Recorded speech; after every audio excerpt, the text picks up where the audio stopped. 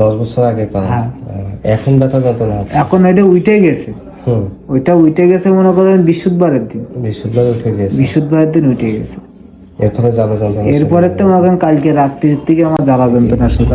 এই পাশে তো মনে করেন নষ্ট হয়ে গেছে আগের থেকে।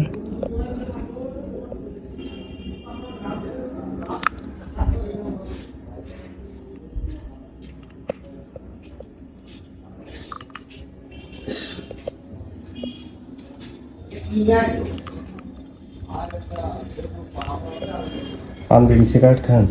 সিগারেট খাওয়া পরে কন্টিনিউ ব্রাশ করেন? তো সর্বশেষ সবার কাছে একটা পরামর্শই থাকবে, আপনারা অবশ্যই দিনে 2 বার 2 থেকে 5 মিনিট মৃদু চাপে ব্রাশ করবেন, সকালে খাবারের আগে এবং রাত্রে খাবারের পরে।